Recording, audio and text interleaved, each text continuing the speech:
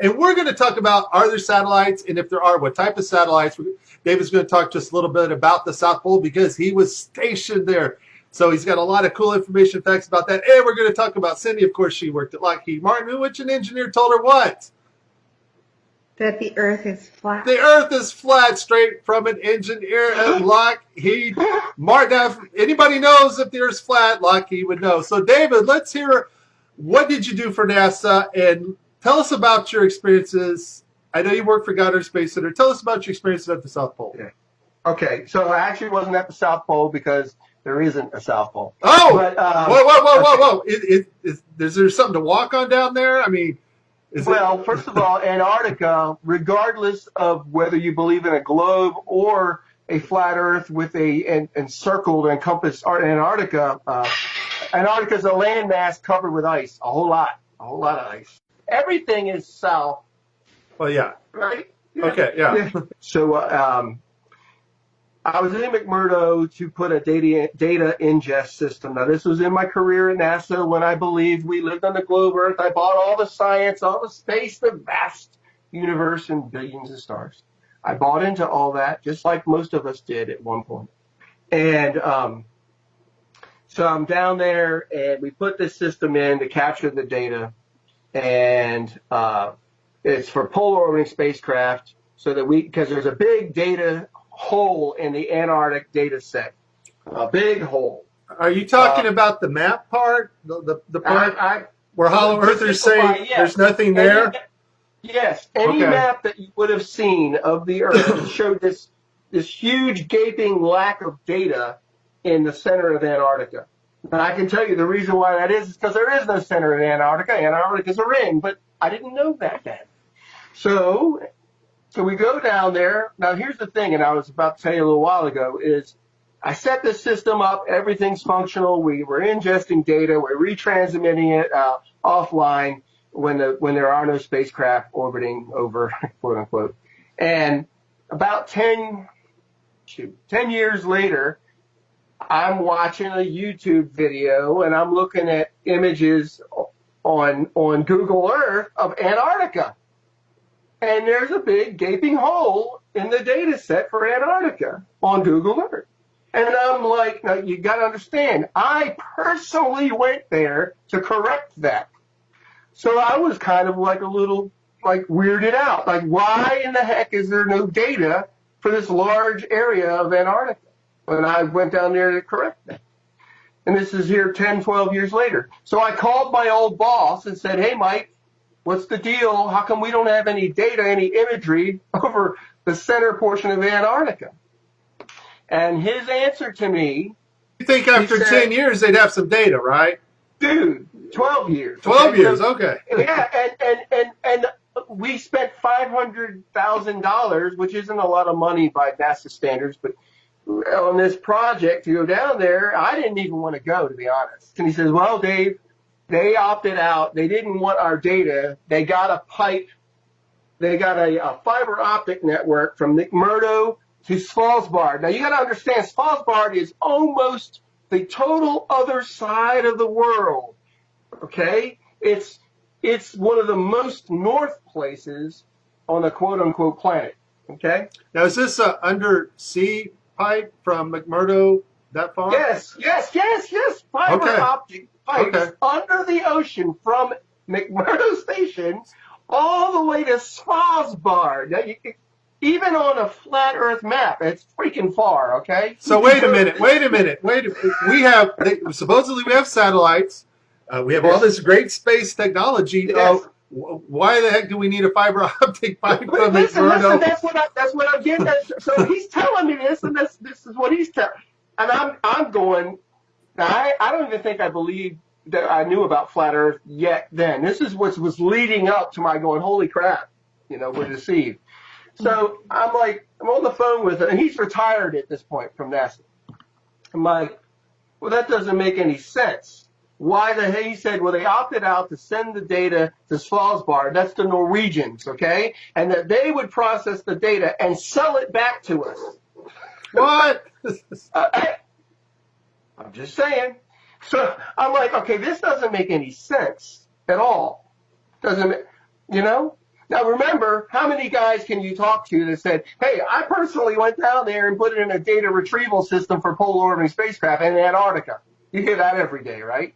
Well, So it's important that everybody understand that you were there to map what's essentially still not there and still not mapped that's today. right. To fill out an area of data, a huge area that was not there.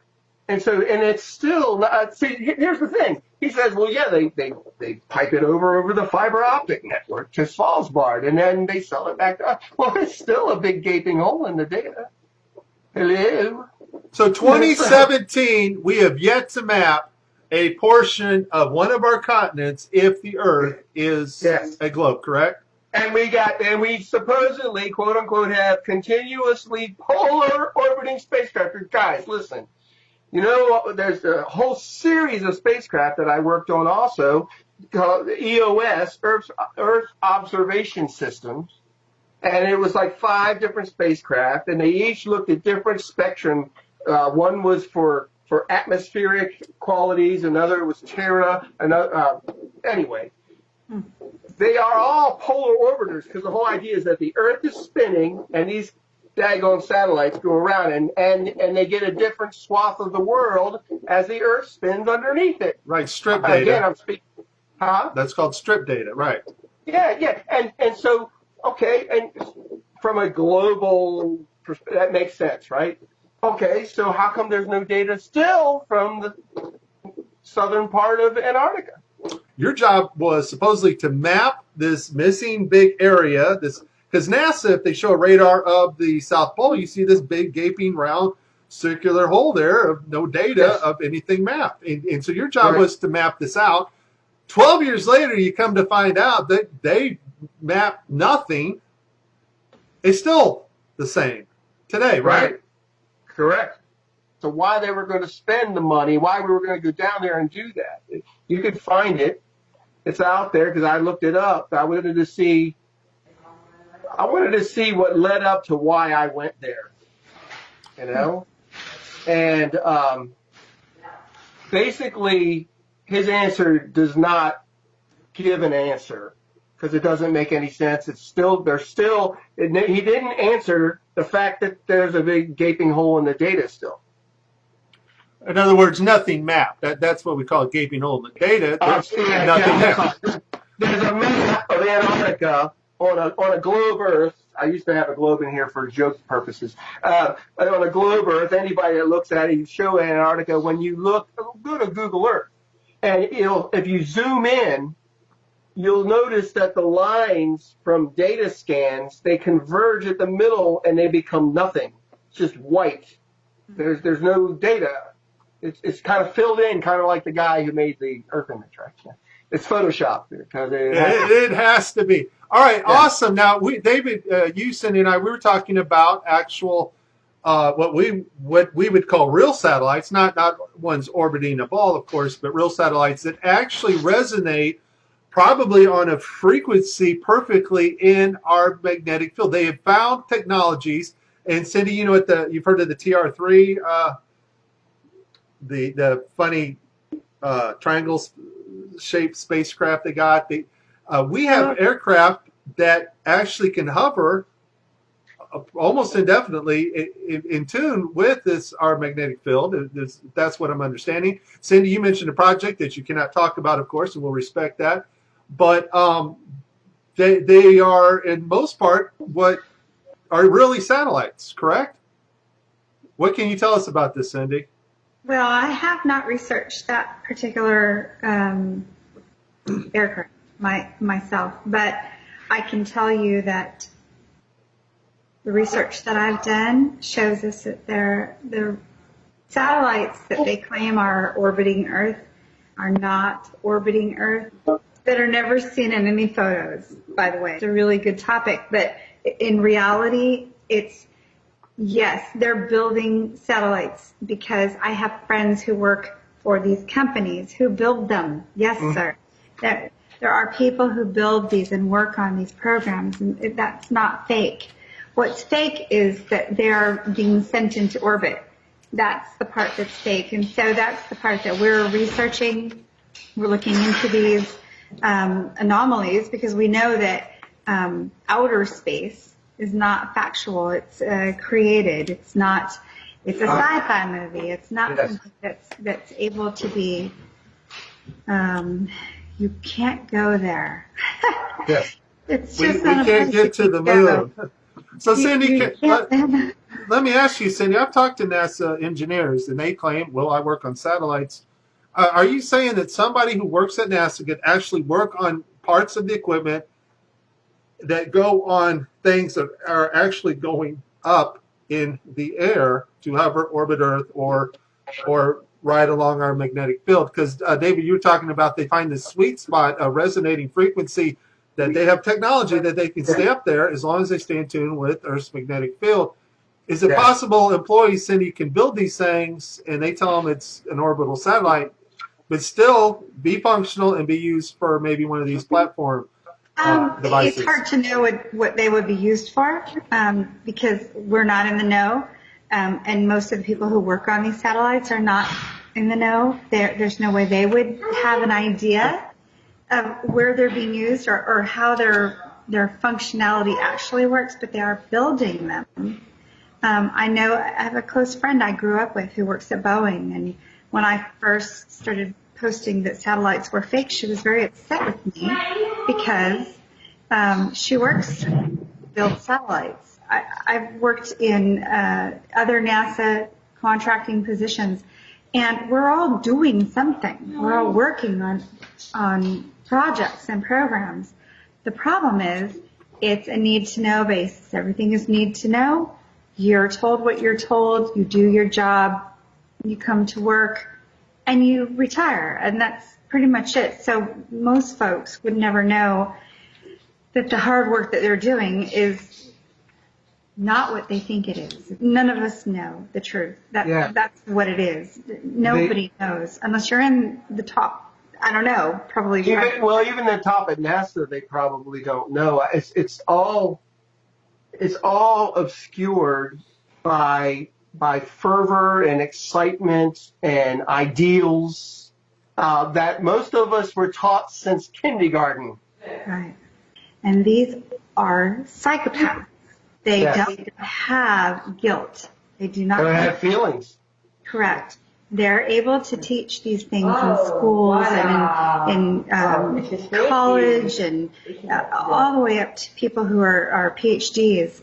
And they know they're false. They know they're fake. There's no proof. It's all theory. But they can do this because it's an agenda, and it goes with their agenda. NASA has another division that we would call liars and deceivers, part of NASA. And then we have the people that actually do real work and real technology for NASA. That's what it's looking like. What are you guys' thoughts on that? And I became very awake in 2009 to most truths, and I became aware of flat Earth in May of 2016. So I have many years as an awake person. When I go back and I think about the photographers who were in the office next to me, who came out of the building and said they couldn't believe people believed in the fake moon landings. That was in 1997, 98. I don't remember the exact date. I just remember it happening. So wait. NASA employees that are in the know are going, I can't believe these people bought into that moon landing crap. Oh, guys. This is what I overheard, yes. No. It just reminded me of something I mentioned the other day to somebody who was like, a pastor friend of mine. At Goddard, we had a digitization project in the education office. A guy named Dr. Bob Gabrice was the head of education at NASA Goddard. I did a lot of education outreach, but I was also technologically adept, so they would include me in these extra projects. We were going to digitize all the lunar lander and all of the Apollo mission stuff they had in archive, and it was missing. It was gone. Oh, boy. Okay? And I remember, but here's the thing, then I still believed all the other garbage, so I was like, well, it didn't make any sense, like, how would you lose? I guess the most historic moment in all of mankind.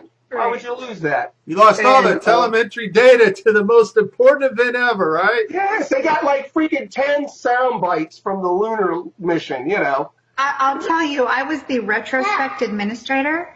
Retrospect is a system that we used to back up computers for the whole facility. So this is dating myself, obviously. Now, if I'm understanding my role right as the backup administrator for Dryden Flight Research Center, everything was backed up every night based on my job, what I did. I backed up computers, and it was a system. It did it automatically. Now, wait, Cindy. Are you backing up like super important data like the moon data? Or was the moon data not as important?